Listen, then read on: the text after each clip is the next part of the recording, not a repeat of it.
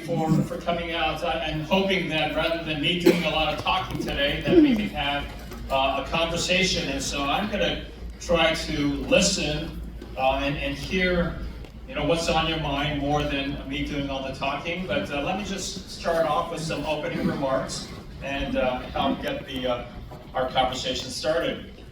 So first of all, let me talk quickly about the state of California's economy, our concerns about affordability. One of my top priorities, education, as a former Torrance School Board member, as a former Southern California Regional Occupational Center trustee. And also, I know I received a lot of questions, concerns about housing, state housing policies. And so I just wanted to touch upon those before I turn the mic over to you and we get the conversation going. First of all, state of California, as many of you may know, we are now the world's fourth largest economy as measured by our gross domestic product.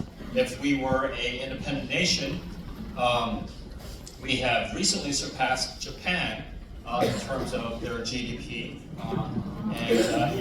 So we are only behind, of course, the United States, China, and Germany in terms of our gross domestic product. The leading drivers of our economic engine of the state of California, number one is high tech. Silicon Valley is driving much of the economic growth in the state, and especially the artificial intelligence boom.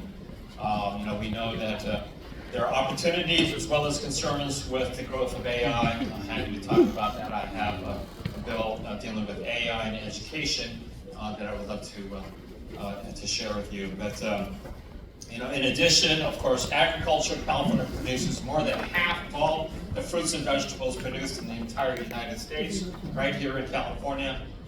Here more locally, we've had a huge boost in our aerospace industry, a resurgence in our aerospace industry. We know, I'm sure there are many retired or current aerospace engineers, as there always is in my town hall gatherings, but aerospace continues to be a major driver. I know that we've had some new grand openings in El Segundo, as well as, of course, having Northrop Grumman, having a large presence in Redondo Beach, where the James Webb Space Telescope was built right in the city of Redondo Beach.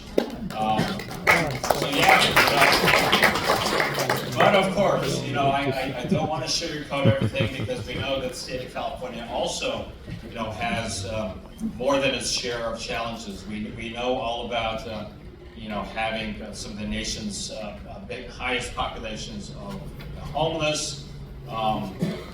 We have, when you adjust for the cost of living, we have, some people would say we have the nation's highest poverty rate. And so, that really highlights, this big gap that we're facing statewide in the state of California between, having some of the most innovating, globally leading companies, technologies, innovators, while at the same time we have this growing wealth gap between the extremely uber wealthy and those who are struggling to get by. And of course, struggling to get by is we're not just talking about the homeless. We're talking about regular working middle class folks, including all of us right here in the South Bay. Affordability is number one. Affordability is the number one concern in the state of California, whether we're talking about the cost of housing, whether we're talking about the cost of electricity, utilities, healthcare, on so many different fronts.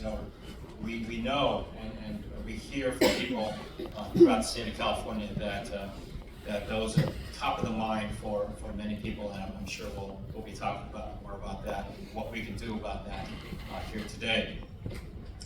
Let me quickly touch on education. Because of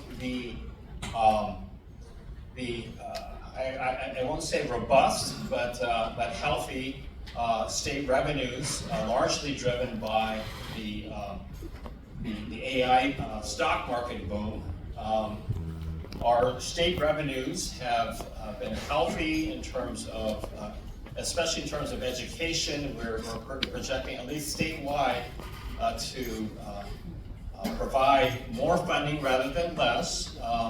Although, as Byung and other school board members and education advocates know in the room, our number one goal and my number one priority is to make sure that Proposition 98 is fully funded.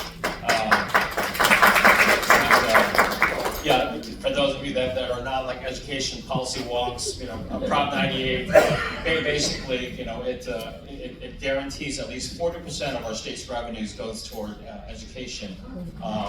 But the governor currently has a proposal. He's withholding about $5.6 billion in funding that should be going toward education, because he's saying he wants to see how the revenue numbers look when we revisit the budget before we pass the final budget in May. It's my number one priority to fight for that $5.6 billion in Proposition to fulfill the legal requirements of Proposition 98. Beyond that, I know that many of our local school districts, I don't know if anyone's from Manhattan Beach here, but I had a chance to, Manhattan Beach in the house, yes. So I did acknowledge a school board member, Jen Donor.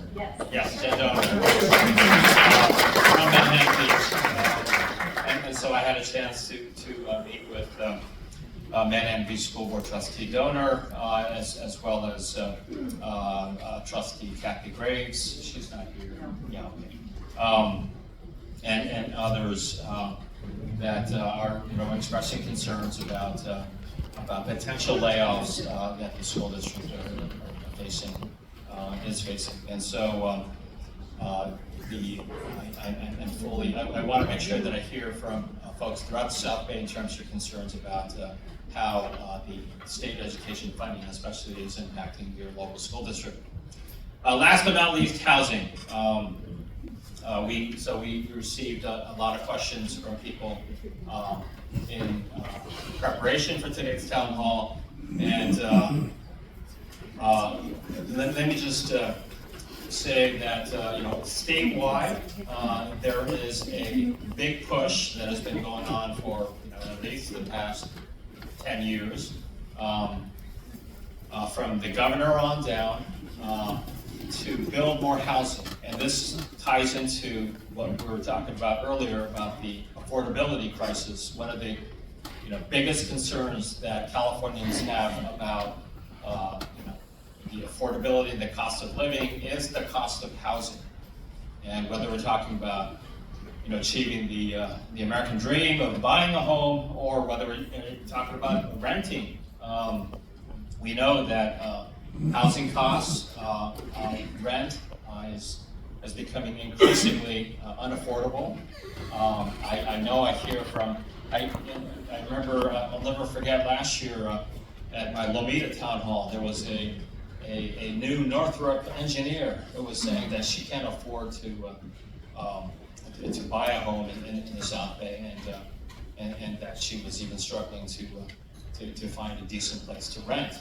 And so we know that even when we're talking about Northrop engineers not being able to afford to buy a home in the South Bay or near where they live and where they work, that's a challenge. But we also know that many of our kids and our grandkids, that are graduating from our South Bay high schools, so many of them are saying that they can't afford to come back to the communities that they grew up in without help in housing affordability. And so to that end, there's been a big statewide push to build more housing anywhere, everywhere. And the basic idea is, simple economics, supply and demand.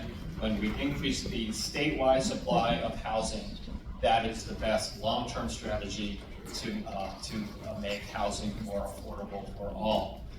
Of course, that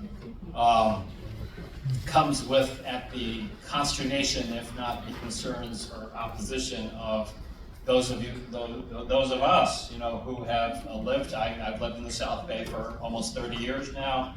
I know that pales in comparison to many of you in the room,